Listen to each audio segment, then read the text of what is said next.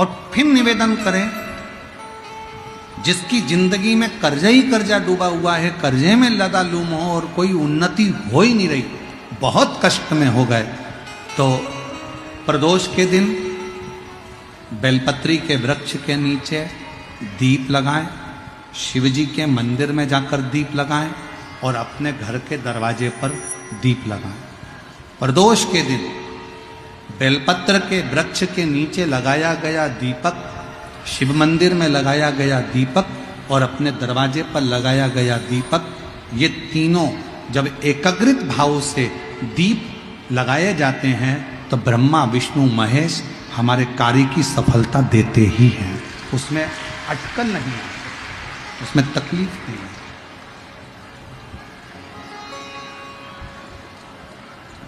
कितने लोग हैं जो शंकर जी के मंदिर में एक लोटा जल चढ़ाने जाते हैं? हाथ उठाओ जरा सभी। अगर मंदिर में बैठकर पंचाक्षर मंत्र जप रहे हो, षडाक्षर मंत्र जप रहे हो, तो थोड़ी देर अपने हाथ में एक बेलपत्र को ही रख लिया करो। बेलपत्र ओम नमः शिवाय, ओम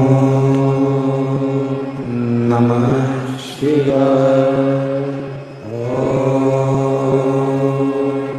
नमः शिवाय, ओम नमः शिवाय। उस बेलपत्र को हाथ में रखकर दोनों हाथों से वंदन कर कर, खाली हाथ नहीं, दिल से प्रार्थना करते हुए, हृदय से विनय करते हुए, निवेदन करते हुए, दिल से प्रार्थना करते हुए, फिर उस बेलपत्र को अपने हृदय की कामना कर कर, विनय कर कर, निवेदन कर कर शिव जी को समर्पित करो, भगवान शंकर को चढ़ाओ। और एक है हमारा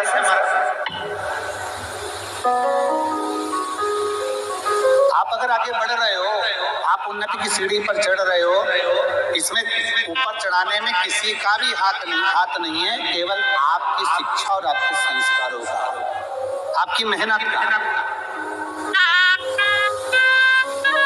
हमने पहले भी कथा में कहा, ये कभी विचार ना लाइएगा कि सीवर वाले महाराज जी के पास में कोई हो ऐसी बूटी, ऐसी कोई दवाई जिससे हमारा दुख मिट जाए। ना ना ना,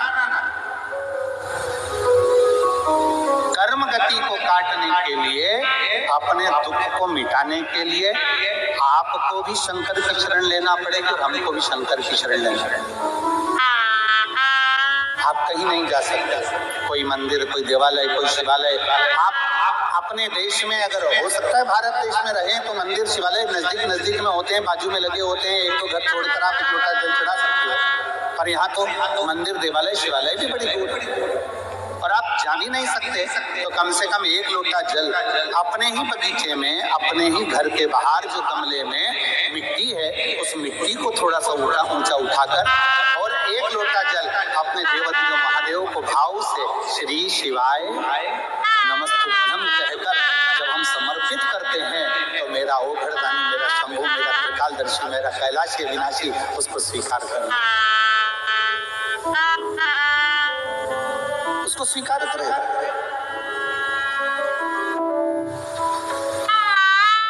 जरूरी नहीं कि आप मंदिर में पहुंचेंगे तो ही भगवान स्वीकार करेगा।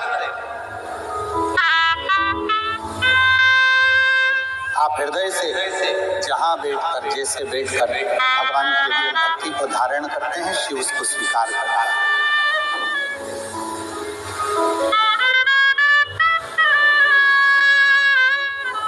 महाराज जी यहाँ भारत से आई हुई वह निधि बेटी बैठी हुई है,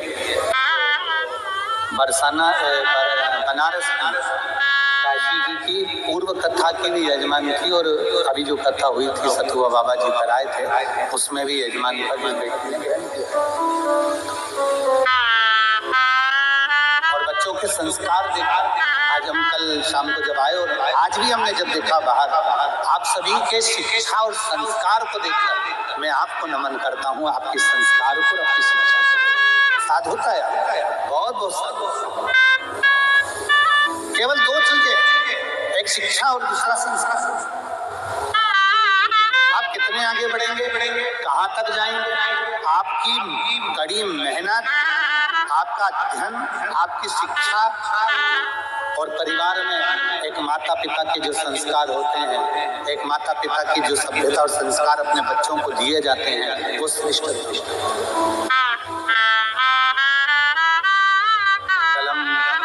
जिन जजमान परिवार के यहाँ रुकना हुआ, वहाँ देख रहे थे उनके बहुओं को, बच्चों को कि सब दीप मालिका लगाकर और भगवान की इतनी सुंदर आराधना में, पूजन में और स्वागत में लगे हुए थे कि उसको देखकर बड़ा अच्छा लगा। यही हमारी शिक्षा, यही हमारे संस्कार।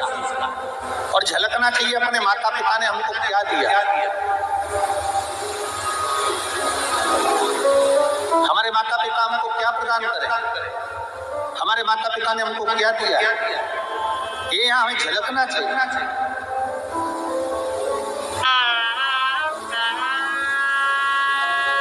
तो महापुराण में एक देवराज नाम के ब्राह्मण का चरित्र आप लोग बारंबार सुनते आए। कथा को बारंबार आप लोगों ने आस्था चैनल के माध्यम से, फेसबुक यूट्यूब के माध्यम से श्रवण किया। एक देवराज नाम का चरित्र, ब्राह्मण का चरित्र वर्णन आता है कि देवराज ब्राह्मण कुल में जन्म लेने के बाद भी ब्राह्मण नहीं बन पाए।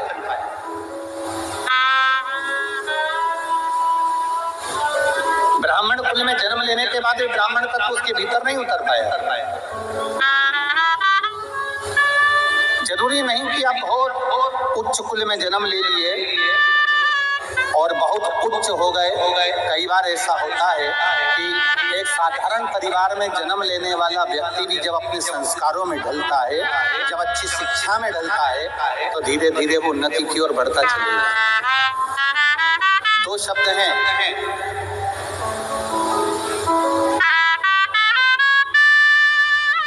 रावण को विद्वान कहा जाता है और हनुमान जी को विद्यावान कहा जाता है।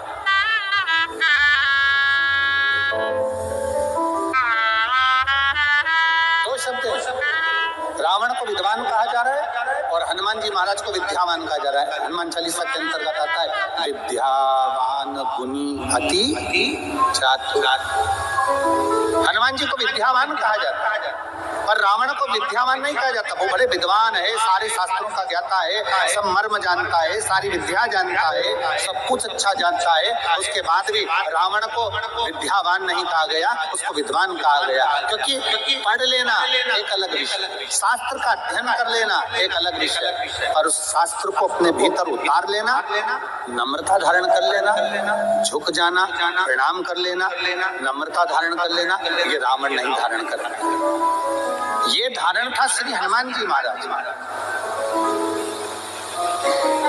और विद्यावान गुणी अति चातुर, राम काज करिबे को आतुर।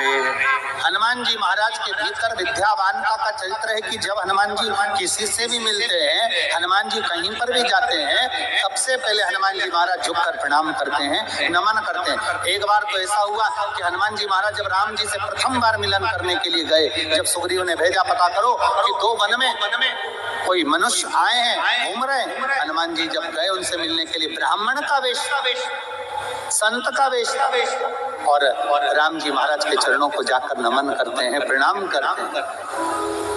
राम जी जान गए कि ये कोई साधारण नहीं है, मैं क्षत्रिय और ये ब्राह्मण का रूप रख कर आया यार, मुझे नमन कर रहा है, प्रणाम कर रहा है, मतलब ये कोई सहज नहीं हो सकता, कोई साधारण नहीं हो सकता। इसके भीतर की विद्या सामने नजर आ रही है। विद्वान तो कोई भी बन सकता है, बहुत अध्ययन कर लीजिए, बहुत पढ़ लीजिए, बहुत शास्त्र पढ़ लीजिए, बहुत अध्ययन कर लीजिए, विद्वान कोई भी बन जाएगा, खूब आगे बढ़ जाओगे, विद्वत्ता आ जाएगी। पर विद्यावान बनना कठिन है, क्योंकि विद्यावान का सबसे बड़ा लक्षण है कि अपने बड़ों के आगे, अपने आदरणीयों के आगे, अपने गुरुजन के आगे, सत्कारियों के आगे हाथ जोड़कर झुककर प्रणाम कर लेना, ये विद्वत्ता होना चाहिए, ये विद्वत्ता होना। इसी को नम्रता कहते हैं, इसी को सहजता कहते हैं। और मैंने तेरे ही भरोसे बाबा, तेरे ही भरोसे से। आप लोग कथा में बैठे हो और आप लोगों आस्था चैनल के माध्यम से जितना जितना आपको याद है उतना उतना साथ में बोलना भी। संकोच वश मत बैठना कि पास वाला ताली नहीं बजा रहा तो मैं कैसे बजे।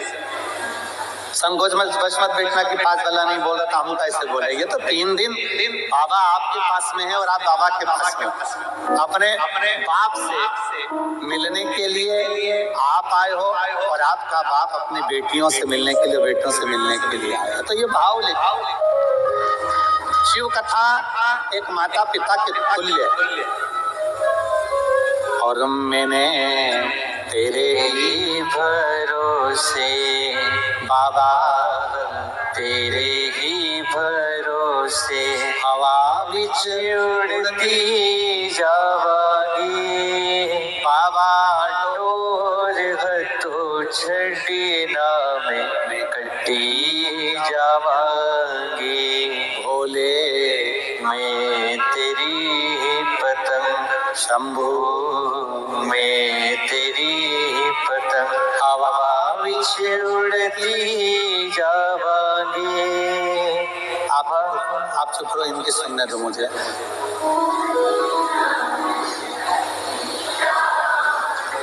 भोले तेरी शंभू में हवा बिच बाबा डोर हथो छठी ना में कटी।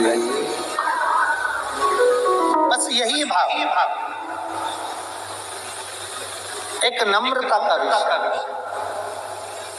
देवराय नाम का ब्राह्मण है।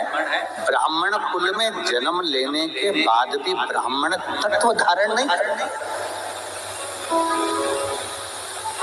उसके भीतर ब्राह्मण तत्व नहीं है, भटक रहा। ब्राह्मण कुल में जन्म लेने के बाद भी चोरी कर रहा है। ब्राह्मण कुल में जन्म लेने के बाद भी निंदा कर रहा है।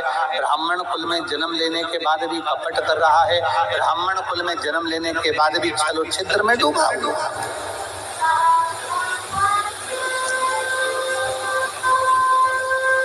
कोई पुण्य हमारा सामने आए तो हम परमात्मा की शरणागति ग्रहण करें। आप लोगों को मालूम होगा आज कितनी तारीख है? जम के बोलो जरा।